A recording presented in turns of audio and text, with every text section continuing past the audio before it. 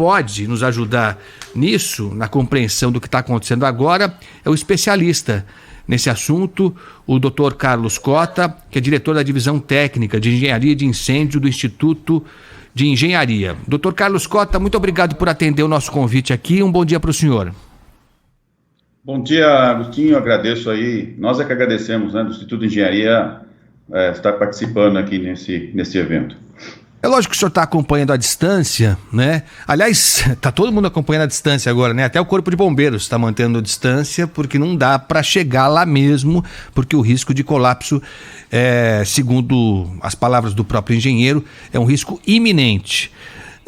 Esse caso, ele surpreende ao senhor, aos especialistas também, como surpreende a nós leigos, porque eu não lembro, sinceramente não lembro, já vi incêndios maiores, mais devastadores, mais assustadores, mas esse incêndio demorado desse jeito, que parece que vai ser controlado, mas ressurge, é algo que chama atenção. Não sei se chama a atenção do senhor também.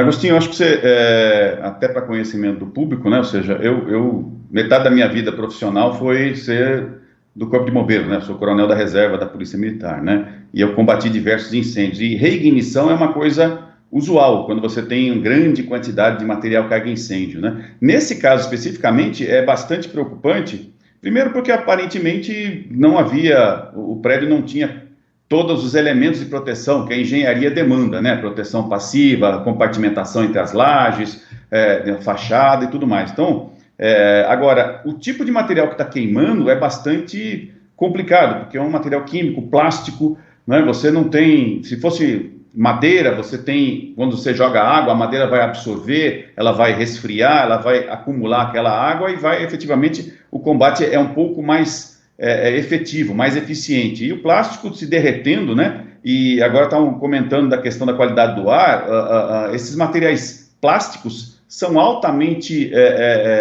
eliminam com a fumaça, nessa questão do incêndio, né, ele elimina uma quantidade enorme de gases altamente tóxicos e até ácidos, né, vale a pena lembrar aí a Boate Kiss, né, em que o ácido cianídrico lá causou a morte de 242 pessoas. Então, essa questão desta fumaça ser extremamente ácida e tóxica, né, vai ser sentido por diversos metros, centenas até quilômetros desse ponto. E o combate para esse tipo de material carga incêndio, que é plástico, realmente é bastante complicado, porque você joga água, ele vai resfriando, mas depois, com efeito vento e como você tem janelas dos dois lados do prédio, né? Então, qualquer efeito vento que tiver ali e você não conseguiu, de uma certa forma, diminuir bastante a temperatura, porque é muito preocupante esse tipo de combate para o Corpo de Bombeiros, porque eu também não posso jogar num combate a incêndio, num prédio verticalizado, uma quantidade muito grande de água. Eu posso jogar 30 toneladas em 10 minutos em cima desse prédio. Então, eu estou facilitando mais ainda esse colapso. Então, eu tenho que fazer um certo controle, porque senão também o prédio vai vir em ruína para cima de quem está fazendo o combate, né? Então, você não consegue resfriar por completo e ainda mantém o calor dentro dessa estrutura nova que foi derretida, e ela vai novamente se ignifugar, ou seja, ela vai entrar em ignição novamente. Isso, infelizmente, é normal. E como você está numa parte verticalizada, então todos os andares você vai ter a mesma característica. E quanto mais alto, pior, né? Aparentemente começou um incêndio no último andar, lá próximo do último andar. Por quê? Porque você tem um efeito vento muito maior lá em cima, inclusive. E você tem maior dificuldade de acesso por parte do Corpo de Bombeiros, né? Quanto mais alto, né, e mais afastado da via pública, mais difícil você fazer esse combate. E fora o equilíbrio que você tem que fazer, né? De jogar água para combater, mas também não pesar na estrutura, né? Que já está bastante fragilizada nesse momento, né? É isso. Aliás, o senhor falou sobre a temperatura elevada. Ontem, quando o fogo parecia dar uma trégua, quer dizer, não era aquele início de incêndio com aquele fogo todo, mas ontem o Major Palumbo, agora vereador Palumbo, disse que esteve lá no prédio e estava 300 graus. 300 graus já nessa fase que nós temos e que não é o incêndio na plenitude. Então ele estava fazendo um cálculo que no horário mesmo em que o fogo começou, em que as labaredas quase que engoliram por completo o prédio, se calcula em algo em torno de 700 graus a temperatura. Isso vai se mantendo, a temperatura mais baixa, mas constante. Então a pergunta é, né, essa estrutura desse prédio que não é novo, se fala que ele é da década de 70, né, então tem 40 e tantos anos. Não tem o alvará do Corpo de Bombeiros, então já é uma estrutura sob suspeita. Quando se fala em risco iminente de desabamento, senhor Carlos, o que isso significa? Ele pode cair a qualquer momento e aí o que nos resta agora é ficar aguardando, é isso? É uma estrutura verticalizada, você tem um equilíbrio de forças, né? A laje jogando todo o seu esforço para os pilares, equilibrando-se também nas vigas e tudo isso sendo descarregado na fundação. E principalmente quando, e é uma das preocupações, inclusive, se esse prédio foi construído para um determinado uso, possivelmente como escritório, e aí você transforma em depósito, você aumenta ainda o problema, ou seja, é uma carga adicional que possivelmente não tenha sido pré-dimensionada, né? Então, o prédio escritório deveria ter uma carga, né, um peso, né, do que você vai colocar de mobiliário, e agora você passa a ter um depósito, né, certamente que deveria ser calculado de forma diferente. Então, e é um equilíbrio, ou seja, tudo isso é equilibrado, né? Quando você coloca um elemento, né, uma nova característica aí, que é a questão do incêndio, você calcula o prédio para um determinado tempo de resistência ao fogo. A gente chama de tempo requerido de resistência ao fogo. Então, você calcula isso. Hoje a engenharia, né, tem essa condição de calcular isso, mas você nunca pensa, nunca dimensiona uma edificação para que você tenha incêndio no prédio inteiro. Isso, a engenharia, não existe engenharia no mundo que vai garantir isso. Você vai garantir no pavimento, ou seja, por isso que a gente fala em compartimentação vertical entre os andares. Se começar um incêndio num andar, o máximo que deve acontecer é que fique naquele andar, né? Então, vai ser feito o combate e tal, com muito mais celeridade, com muito mais facilidade, né? Lógico que se for muito alto também existe esse problema, mas a estrutura como um todo, ela está suportando. Agora, quando você tem todos os andares, toda a estrutura ela começa a ser afetada, começa a ser fragilizada, né? Certamente o aço também vai se expandir dentro do concreto armado, ele vai romper o concreto, vai ser atacado novamente agora, sem o recobrimento do concreto, pelo calor, o aço perde 50% da sua resistência mecânica, acima de 500 graus, como o incêndio certamente chegou a 700, 800 ou até mais, né? Vai depender muito do potencial carga de incêndio, tinha um fator de ventilação muito importante, que também pode ter facilitado esse aumento de temperatura muito brusca também, né? Ou seja, o tipo de material que queima, essa questão da velocidade dessa queima, né? Ou seja, o aumento da temperatura muito brusca também afeta, né? E fragiliza bastante. O seu aço está exposto, perdeu resistência, você combate, resfriou, fatalmente de novo vai com a reignição, ele vai sofrer, mas agora numa outra posição. Se ele estava numa posição verticalizada, ele se movimenta, agora ele está recebendo mais esforços para uma coisa que não foi calculado para isso. Então, certamente, o prédio todo é um castelo de cartas hoje, né? E aí falar quantos metros vai se afastar, tal, tem que se pensar também no castelo de cartas na queda, né? Porque você não sabe para onde vai cair, você não tem a menor ideia. Então você pode ter um efeito cascata, né? Que cai em cima de um prédio, outro prédio cai em cima de outro. Então a questão até de você se separar é muito crítica, você não consegue calcular isso, né? Foi comentado inclusive da questão da Torre Gêmeas, lá aconteceu uma coisa diferente, lá a estrutura toda era metálica, né? E o avião, quando jogou o combustível, ele desestruturou toda a proteção da estrutura metálica, e aí o aço, como a gente comentou, né, ele perdeu a sua resistência, combustível certamente já chegou a 1.200 graus ali, então ele perdeu toda a sua resistência e fatalmente é um castelo de cartas. Veio caindo de cima para baixo, né, e lá na Torre Gêmeas tinha uma estrutura lá em cima para equilibrar isso, inclusive, uma estrutura grande, né, pesada, e aí isso veio sendo jogado de cima para baixo. Então, essa estrutura toda, ela está totalmente fragilizada, lajes, pilares e vigas. Para onde vai cair, isso é a grande incógnita, e o bombeiro realmente tem que se preocupar. E também não sobrecarregar, né? Voltamos a falar, não sobrecarregar com o combate, né? Com a água, né? Nós estamos conversando com o senhor Carlos Cota, que é diretor da Divisão Técnica de Engenharia de Incêndio do Instituto de Engenharia. O senhor falou sobre a compartimentação vertical. Se eu entendi bem, seria um sistema para fazer com que um incêndio que atinge, por exemplo, o segundo andar de um prédio, ele fique confinado no segundo andar, não suba nem desça. O que não parece ter acontecido nesse prédio, acho que pelo fato dele ser antigo, pelo fato também dele não atender às normas do Corpo de Bombeiros. É isso mesmo? Quer dizer, ele tem esse problema adicional de ter permitido que o fogo se alastrasse pelo prédio inteiro. Todo prédio verticalizado, Agostinho, foi bom essa pergunta, todo prédio verticalizado ou horizontalizado, ele tem passagens de tubulações, de elétrica, hidráulica, elevadores, escadas para se comunicar, né? Então, tudo isso já se sabe, né, há séculos, né, que tudo isso é favorável à propagação do incêndio, né, por convecção, condução e tudo mais.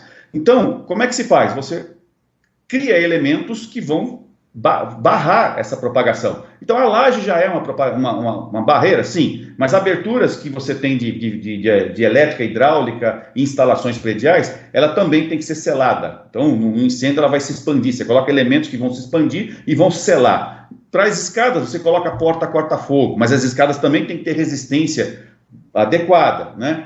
Então, na fachada, a mesma coisa, a distância entre as aberturas de um andar a outro, né? Então, você tem que ter um afastamento mínimo de 1,20 m, né? Certamente, quando você tem grandes aberturas, isso é problema, com material carga incêndio muito grande, pode ser até que esse 1,20 m não seja suficiente, né? Mas essa colocação sua é exatamente isso, ou seja, fazer com que, se um incêndio começar num determinado ambiente, ele não se propague mais do que aquele ambiente ou não se propague mais do que aquele andar. E isso você calcula, você dimensiona adequadamente num bom projeto executivo, né? Você projeta e com base em análise de risco. Uma coisa que a gente tem que falar muito aqui é que a gente fala muito assim, não tinha auto de vistoria, né? Isso para o Brasil inteiro, né? Não tinha auto de vistoria. O auto de vistoria, quando a gente compara com uma análise de risco, que é o ideal da engenharia para você fazer, mensurar como é que você vai ter que proteger a edificação, né? O auto de vistoria, ele é o mínimo do mínimo do mínimo do mínimo do que a análise de risco estabelece. Por quê? Porque o Estado nunca consegue, dentro de uma legislação, né, colocar todos os rigores para um caso específico, né? Ele faz uma mediana. Então, uma régua ali que foi aceita, né, pela sociedade, pelos corpos de bombeiros, pela prefeitura e tudo mais, aquela é uma régua. Mas não quer dizer que, atendendo aquilo, você está 100% protegido. Tem muita gente que fala na mídia, né, eu tenho AVCB, então o prédio está protegido e está seguro contra incêndio. Não, não é isso. Você tem o atendimento da legislação e você tem aquele mínimo requisito que se entende que é adequado para a média das edificações. Para esse caso específico, que descumpriu-se, possivelmente, né? Se não tinha alvará, se não tinha AVCB, e pela condição, inclusive, que a gente vê, né? A gente acabou de comentar da quebra de compartimentação, certamente ele não tinha absolutamente nada, né? De proteção. Ele não atendia a nada, né? E uma coisa importante é que é necessário ter a indicação, principalmente, mais rápida possível do princípio de incêndio, né? A grande maioria dos incêndios hoje você descobre pelo vizinho que está começando lá o fogo e tal, aí ele chama o bombeiro e tal. Você não tem sistemas de detecção integrados com o acionamento das unidades de combate emergencial no Brasil. Então, isso também, ou seja, as unidades de combate emergencial chegam já em cima do incêndio, ou seja, já se chega quando a coisa já está só para trabalhar com um certo isolamento e rescaldo, e não com um combate efetivo para fazer a extinção. Então, é uma dinâmica totalmente diferente, e assim, a gente costuma dizer no estudo de engenharia, né, e nas nossas palestras e cursos, nós estamos 50 a 80 anos atrasados em relação aos outros países, porque a gente não tem essa integração, essa visão sistêmica. E um outro problema muito grave aí dessa região, que também é da Maria Marculina, que é também da Santa Ifigênia, né, é esse adensamento de edifícios. Então, o plano diretor do município também tem que ser pensado, né, com relação a essa questão de isolamento entre os prédios, porque, como o Palumbo comentou, ele devia estar afastado, estava na rua, 300 graus, isso pode ser suficiente para te causar a ignição do outro lado da rua, que foi o que aconteceu com os outros prédios aí que pegaram fogo, né, nas partes mais baixas, né? Então, essa questão do estudo do isolamento, né, e essa questão desse problema do adensamento das edificações, isso é muito crítico. E não adianta falar, olha, eu tenho um AVCB de 1, 2 ou 3 áreas aí, né, edifícios ou comércios aí do lado, mas os outros não têm. Não vai adiantar, porque o prédio dele vai pegar fogo também, né? Ou seja, esse adensamento causa isso. Então, também é um problema entre Estado e município que tem que se fazer um trabalho em conjunto para poder decidir melhor essas questões de proteção contra incêndio, né? Mas, seu Carlos, eu não sei o que o senhor pensa, eu não sei como é que isso é discutido no Instituto de Engenharia, mas fica claro, até para um leigo como eu, que alguns prédios do centro, a gente vai citar o centro porque é o que está em questão agora, mas isso vale para outras regiões periféricas também, há prédios que jamais serão regularizados. Jamais serão, eles não podem ser, eles não têm a menor condição de atender o mínimo do mínimo do mínimo, como o senhor falou. E parece impossível que a gente consiga criar uma estrutura no poder público que, já que não pode regularizar o prédio, que ele não funcione. Parece que a gente não vai ter braços para isso tudo. Nós conversamos ontem com o comando do Corpo de Bombeiros, que nos informou, essa informação é oficial, esse prédio que está pegando fogo, o dono dele iniciou a tentativa, o processo de regularização dele em 2016. Deu entrada em 2016. Eu não sei se ele deu entrada só e depois parou no meio do caminho, se há uma dose de burocracia exagerada nisso tudo, eu não sei, realmente não sei. Porque também tem o seguinte, né? Não adianta você criar 1000 normas que não serão cumpridas, mas que também não serão cobradas. Você cria 1000 normas, uma legislação de primeiro mundo, que jamais será alcançada, mas jamais será punida também se você não cumprir. Então a gente não sai do lugar. Então eu não sei como é que os senhores que são especialistas nisso, que vivem nisso, conseguem sobreviver, conviver com essa realidade quase dramática de que o centro de São Paulo vai ser marginal nesse sentido para todo sempre.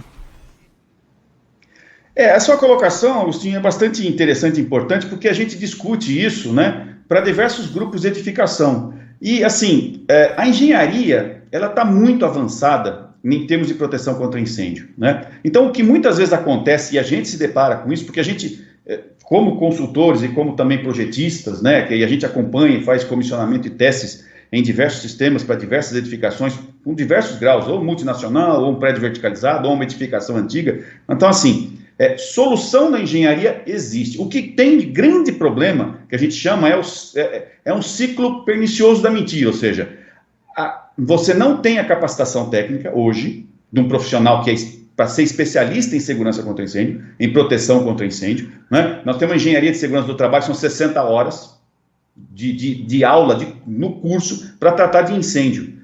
Um curso meu de pressurização de escadas, eu não consigo ensinar a pessoa a calcular a pressurização de escadas, que é uma metodologia de proteção de rotas de fuga verticais, né, com 60 horas. Então você imagina o quanto que nos outros países são 4, 5 anos para alguém se especializar e poder fazer projetos desse nível. Solução para essas edificações antigas existem. O problema é que muitas vezes se procura profissionais que muitas vezes não têm essa capacitação. Esses tipos de prédios, inclusive, são tratados de maneira diferente. São edificações antigas que já têm um certo abrandamento, mas solução sempre existe. Então, você colocar um elemento de compartimentação para selar, compartimentar verticalmente, você não aumenta a carga dentro da edificação, você não aumenta o peso na edificação. Você colocar porta corta-fogo numa escada, você também não está aumentando isso em termos de carga realmente. Vamos colocar aqui uma caixa d'água lá em cima do prédio para colocar uma rede de sprinkler, vamos dizer, né? Aqueles chuveiros automáticos que você coloca todo o prédio. Nem sempre é necessário isso. Por isso que a gente fala que a engenharia de incêndio nasce para solucionar esse problema através da análise de risco. Então, você faz até muitas vezes simulações. A gente faz simulação em CFD, ou seja, a gente coloca o prédio sendo simulado para verificar qual é a melhor solução. Então, muitas vezes o que acontece é que não temos profissionais capacitados porque eles não são formados. Então, a nossa preocupação, inclusive, nos cursos que a gente promove no Instituto de Engenharia e nos cursos particulares que a gente promove, né, inclusive para vários CREAs e outros estados, tal, eles estão tentando se capacitar porque eles já viram que, efetivamente, a engenharia hoje, os cursos de engenharia não promovem isso. Você precisa, efetivamente, treinar e capacitar essas pessoas. Mas, assim, a solução nunca vai ser a mesma solução de um prédio novo. Não dá para você realmente exigir de um prédio novo, né, que você está nascendo com a planta e tudo mais ali, né, sendo construído, né, e com essas edificações antigas. Agora, solução de engenharia tem. O grande problema é que muitas vezes você, infelizmente, contrata um profissional que ele simplesmente sabe ler o que está na legislação. Ele não conhece a engenharia de incêndio como um todo, a dinâmica de incêndio como um todo, né? Mas só para deixar claro, são profissionais habilitados, não estamos falando de gente clandestina, curioso. Eles são habilitados, são formados, só que não tem capacidade na prática.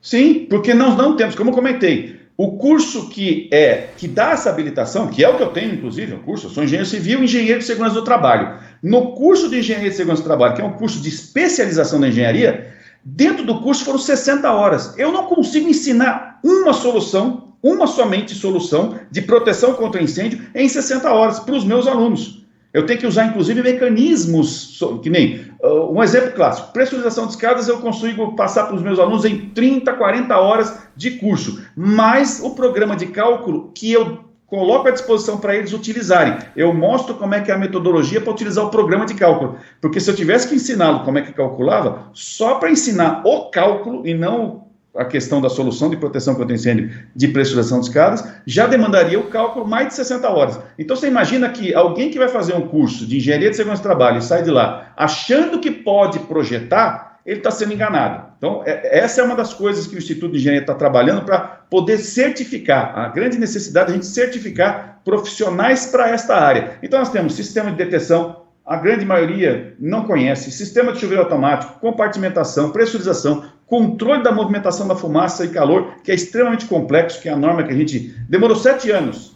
Nós demoramos 7 anos para escrever a norma de controle da movimentação da fumaça e iniciamos depois da Boate Kiss, né, que foi uma promessa minha, inclusive, por conta desse evento da Boate Kiss, que a gente ia iniciar e iríamos terminar o mais rápido possível. Demoramos 7 anos, só para você ter uma ideia da complexidade, né? Então, assim, infelizmente, faltam profissionais capacitados para responder a esta necessidade, né? Eu entro inclusive em edificações novas, né? Muitas edificações com AVCB, inclusive. Eu estou cansado de ver, teve um caso específico aqui na Vila Mariana, que queriam certificar um prédio verticalizado que tinha 4 anos de uso, tinha recebido o AVCB recente, aí ele queria certificar o prédio dele, eu falei, não, nós vamos fazer, né? Fui testar, mais de 300 fotos e mais de 200 páginas só de erros em todas as instalações de proteção contra incêndio, todas elas com gravíssimos erros. Então, assim, nós temos um problema muito grave, que é a falta de capacitação técnica dos profissionais que estão fazendo os projetos. E muitas vezes eles se sentem enganados porque a legislação, o projeto legal é o mais simples de todos que você apresenta num órgão público. Então, o projeto legal, ele deveria ser o resumo de todos os outros projetos que você já fez. E aí você resume tudo e apresenta para o órgão público. Você não pode apresentar lá 500, 600, 1000 páginas de projeto com todas as soluções. Você simplifica num projeto legal para ser aprovado. Mas aí, o que acontece? O mercado hoje contrata um profissional só para fazer esse projeto legal. E aí depois, na hora de executar, ninguém sabe nem como executar e executa, com produtos sem certificação. Nós temos produtos falsificados no mercado sendo colocados nos prédios. Quer dizer, quando a gente fala, olha esse prédio do centro, que é um prédio antigo, mais de 40 anos, mal cuidado, que não tem o alvará do Corpo de Bombeiros, quer dizer, é o perfil do prédio para virar uma tragédia. Mas a gente não pode se iludir, então, pelo que o senhor disse. Tem prédio cheirando a tinta, aí novinho, em folha, em bairro nobre, que também é tão perigoso quanto esse. Sim, pra você ter uma ideia, eu moro num condomínio que há 6, 7 anos atrás, depois de 7 anos que o bombeiro tinha dado o AVCB, já tinha renovado, inclusive, eu identifiquei, por um acaso, voltando de alguma palestra, alguma coisa, eu identifiquei uma falha num dos sistemas aqui, um barulho estranho tal na escada, e é realmente relacionado com a pressurização de escadas. No outro, eu pedi para fazer uma inspeção todo o prédio, nenhum dos sistemas de segurança que estavam no meu prédio estavam funcionando. E um deles, que é a de pressurização de escadas, era impossível de funcionar, porque todos os dutos que distribuíam o ar, ele estava interrompido com restos de obra, que eu só descobri entrando nos dutos. Então, assim, pela minha denúncia, foi cassado o AVCB. Renovou-se há 2 ou 3 anos atrás, eu de novo fiz uma denúncia, está com o AVCB tendo ali com uma justificativa e tal. Há 1 mês, 2, 3 meses atrás, eu mandei para o Ministério Público uma outra denúncia, porque o sistema de iluminação de emergência não funcionou e aquilo que a minha denúncia estabeleceu, que era para o sistema de detecção, não estava adequado de acordo com a norma brasileira, né? Não foi testado, e aí eu estou pedindo para, de novo, fazer a verificação, né? Então, assim, um prédio residencial, e é um prédio novo, é um prédio bem construído, bem estruturado, mas a parte de segurança contra o incêndio está totalmente prejudicada. Então, assim, esse é o dia a dia. Não adianta falar que só os prédios de alto risco. Não. Os prédios residenciais também estão com gravíssimos problemas. Nós estamos conversando com o senhor Carlos Cota, que é diretor da Divisão Técnica de Engenharia de Incêndio do Instituto de Engenharia. Bom, então o buraco é bem mais embaixo, né? Bem mais embaixo. Eu queria ser vizinho do senhor, né? Queria que o senhor morasse no meu prédio, né? Para que eu, né, tivesse o mínimo de segurança, mas isso não é possível. Como é que eu, cidadão comum, leigo de tudo, o que eu faço? Porque se me dizem assim, não, o seu prédio tem autorização do Corpo de Bombeiros. Eu falei, não, tô tranquilo, então tá, tô na paz. Só que não. O que o cidadão leigo faz, então? Como é que ele reage para saber se o prédio dele tem condições mínimas de segurança? Essa é uma pergunta bastante complicada. O pessoal também fala, muitas vezes quando eu comento em palestras, eles falam, né, que gostariam de morar onde eu moro, tal, no mesmo prédio, né? Mas assim, é muito difícil de um leigo identificar essas questões, né? A gente fala que, efetivamente, se não houver um profissional altamente capacitado e se os testes não forem realizados por uma empresa e por alguém que efetivamente tenha capacitação técnica, é praticamente impossível identificar a questão do sistema se está adequado ou não, né? Para ter uma ideia, vou fazer só um exemplo, Agostinho, sobre o sistema de detecção e alarme de incêndio, né? Há alguns anos eu fiz uma denúncia, né, falando, né, inclusive para o próprio Corpo de Bombeiros, né, que determinados testes, eu identifiquei que determinadas centrais de alarme e detecção que são vendidas no mercado nacional, elas não funcionam e não atendem fazendo determinados testes. O mercado se adequou e correu atrás e mexeu e manipulou ali, mexeu nas centrais e aí eu não conseguia mais detectar, eu mesmo não conseguia detectar. Então o que a gente sempre fala, se nós não tivermos pessoas capacitadas e nós não tivermos a valorização da certificação de produtos, porque hoje no mercado nacional, as empresas falam, eu atendo a norma, e aí quando você coloca, mas ele não coloca aquele material dele, o dispositivo, o equipamento dele para ser certificado num laboratório realmente, porque tem muita coisa que é muito sofisticada, você não consegue identificar, mesmo celular, eu não consigo identificar no meu celular muitas coisas, não consigo saber se realmente está funcionando ou não, se tem vírus ou não, se estão pegando alguma informação minha ou não. Então, imagina um sistema eletrônico, né, de detecção e alarme que você lá tem programação e você, um leigo, não consegue. Eu hoje não consigo mais identificar, por conta de todas essas denúncias, acabou se evoluindo e eles começaram, né, a mexer um pouco mais e não deixar que algumas coisas acontecessem. Mas só um laboratório especializado que poderia identificar isso. Então, assim, se você não tiver um profissional altamente qualificado para fazer o seu projeto executivo, e não um projeto legal, um projeto executivo, com base em análise de risco, e os produtos que são colocados não são produtos certificados, existe uma grande e enorme possibilidade de que você não tenha sua edificação em ordem. E nem os órgãos públicos conseguem identificar isso, porque fazer vistoria, eu faço vistoria muitas vezes em 2, 3 dias num prédio. Um agente vistor aí do Corpo de Bombeiros demora 2 horas, 1 hora, meia hora muitas vezes para fazer uma vistoria. Ele confia nos documentos que são apresentados. Eu vejo uma grande maioria aí, uma enormidade de documentos falsos sendo emitidos, como aconteceu no meu condomínio, né? Então, é muito difícil, por isso que o Instituto de Engenharia tem trabalhado para certificar pessoas e trabalhando também para valorizar os laboratórios e esse processo de certificação de produtos, porque são sistemas muito sofisticados. Não dá para o usuário, né, o morador, né, identificar isso facilmente, não dá. Nem eu consigo muitas vezes identificar. É que muitas vezes eu subo em laje, em forro, entro em duto, a gente vai com a equipe, então a gente consegue identificar, mas assim, pro leigo, realmente, para o morador, é uma situação traumática. Mas isso é importante levar para o público, ou seja, ele precisa ter um profissional altamente capacitado e ele precisa cobrar que os produtos sejam certificados.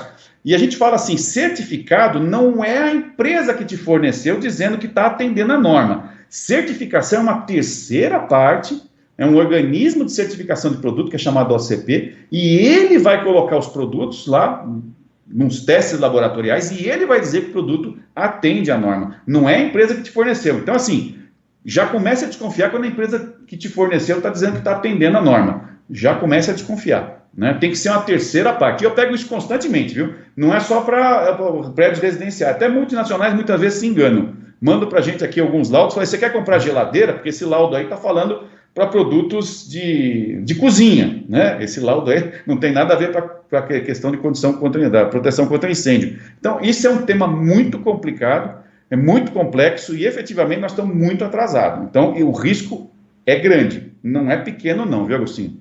Não, tá claro mesmo, né? Tá claro mesmo. E acho que essa conversa com o senhor tá servindo para alertar, porque a gente cria algumas fantasias de que o centro velho, abandonado e tal, lá, né? Parece que é terra de ninguém, e é mesmo, mas não só, né? Não só.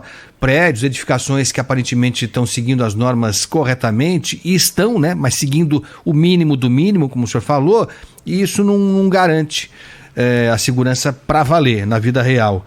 O Instituto não tem nenhum serviço. Eu estou pensando por mim mesmo, mas estou pensando pela legião de ouvintes que estão acompanhando essa nossa conversa e que não sabem o que fazer. Vão voltar para casa hoje preocupadíssimos com estalos. Vou começar a ouvir estalo, né? Porque eu tenho isso também, né?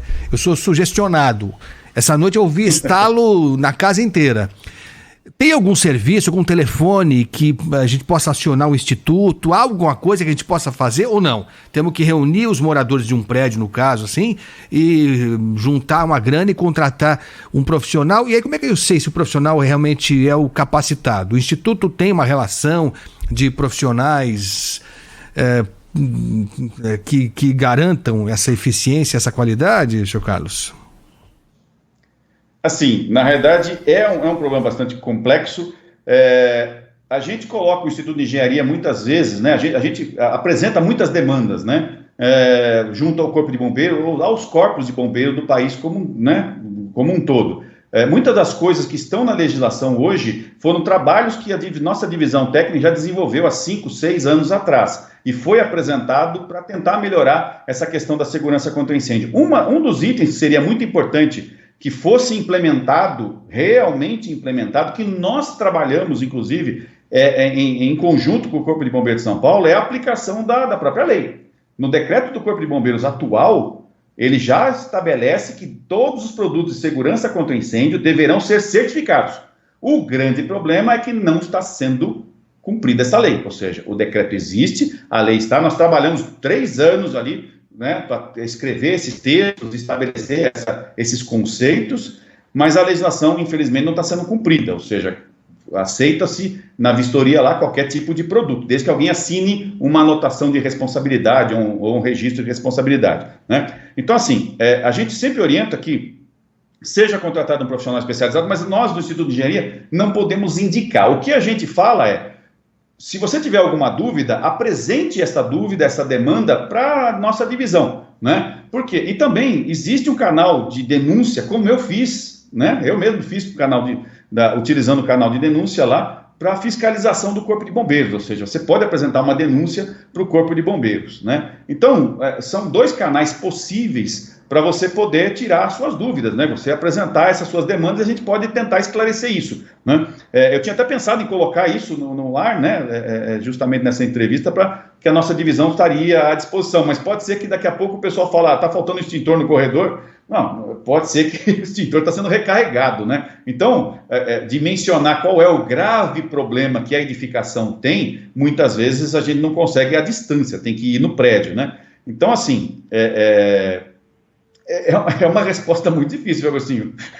Eu consegui responder todas as perguntas até agora, de todas as reportagens da Band e de outros canais, mas assim, essa é uma resposta muito difícil, porque efetivamente nós temos, eu chamo em algumas palestras minhas, o ciclo da mentira. Nós temos uma falta de capacitação técnica que gera problemas legais, né? E se autoalimenta com textos legais muito pobres, que se alimenta da falta de certificação de produtos, que se alimenta da falta de manutenção, instalação e testes. Uma outra coisa, né, para colocar mais uma pimentinha nessa sua pergunta, Agostinho, que eu não vou conseguir responder, né, que é o quê?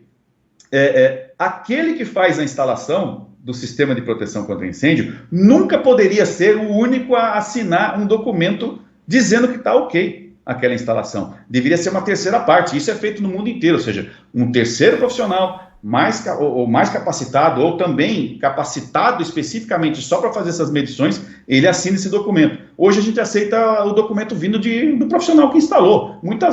Eu nunca vi, e todas as vezes que eu fui fazer vistoria nas edificações, eu nunca vi alguém assinar uma RT dizendo a minha instalação não atende à norma técnica, que eu fiz uma instalação, né, meia boca. Não tem isso, né? Então, essa questão da manutenção e da entrega, né? E uma última coisa que é grande, que a gente fala que alimenta esse ciclo, é falta de pesquisa, a falta de perícia e a falta de estatística, que seria um grande alimentador para a mídia, inclusive para os profissionais, para que a sociedade entendesse que, através dos números, tempo-resposta dos corpos de bombeiro, quanto que gastou de água, os danos patrimoniais, né? Então eu chamo isso tudo de um ciclo da mentira que alimenta esse problema. Eu tenho, assim, todo ano, são vários milhões de reais que os meus, né, que nos procuram, os clientes que nos procuram, eles perdem, quando eles descobrem que o sistema dele não está adequado, né, que ele vai ter que readequar, que ele vai ter que reestruturar. Então, assim, infelizmente não é uma resposta fácil. Nós, no Instituto de Engenharia, a gente promove cursos em diversas áreas, inclusive na parte de incêndio, e a gente sempre se coloca à disposição. Se alguém tiver alguma dúvida, a gente sempre também faz a intermediação, né, com os órgãos públicos, quer seja de São Paulo ou de outros estados. Mas uma relação de bons profissionais, infelizmente, a gente está criando um centro de certificação de profissionais. E aí a ideia, né, realmente é que a gente coloque o nome desses profissionais certificados, e é voluntário, ninguém, né, quem quiser se certificar, né, vai ter que passar pelo curso, vai passar pela prova, né, e as provas que a gente gerencia são pesadas, tem aluno que não consegue terminar, né? Então, assim, e aí, quando for certificado, a gente vai colocar uma relação de nomes dessas pessoas com a capacitação delas. É capacitado em compartimentação, capacitado em pressurização de escadas, em hidrante, quer dizer, então, aí vai ficar um pouco mais fácil das pessoas, né, dos moradores, dos usuários, dos cidadãos aí, procurarem esses profissionais. Sim. Por isso que a gente tem trabalhado muito com essa questão da certificação. Tá certo. Senhor Carlos... Não é uma resposta fácil, Agostinho. Não é. Não, eu já percebi. Também não adianta a gente dizer assim, ó, liga lá no Instituto de Engenharia que você vai ser atendido por um grupo. Não é isso mesmo, né? A gente não vai vender também o que a gente não tem para entregar. O que eu acho que essa entrevista deixou muito claro é que a gente acha que está mais seguro do que está. Vendem pra gente uma falsa sensação de segurança quando ela não existe, na maioria dos casos. E não é só nesse prédio antigo lá do Centro Velho de São Paulo. É em outros prédios que a gente entra e sai achando que está no melhor dos mundos. Carlos Cota, diretor da Divisão Técnica de Engenharia de Incêndio do Instituto de Engenharia. Senhor Carlos, eu queria agradecer muito a sua presença aqui na Rádio Bandeirantes, e eu queria terminar com uma pergunta, mais assim, eu sei que o senhor trabalha com números, com estatísticas, com projeções e tal, mas olhando o prédio, a gente tem imagens ao vivo, o Daniel Mesquita vai colocar imagens ao vivo do prédio, lá da Barão de Duprá, a gente tem uma imagem lateral, tem uma mais frontal também. Nessa imagem não dá para ver focos de incêndio, mas pelo que parece ainda há, pelo relato do Lucas Josino, do pessoal que está por lá, ainda há focos em alguns andares do prédio. Por esse tempo todo que isso está durando, o senhor acha que vai ser qual o desfecho desse caso? Você quer pedir para um técnico, para um engenheiro dar um chute? É quase um sacrilégio, mas pela experiência que o senhor tem, o senhor acha que o desfecho disso vai ser qual? Pensando na engenharia e pensando no que as normas que nós estudamos e a forma que nós dimensionamos as edificações, né, como eu comentei, né, existe um tempo que a gente dimensiona a edificação para que ela dure no incêndio. E isso, como eu comentei, em pequenos ambientes ou até num pavimento só.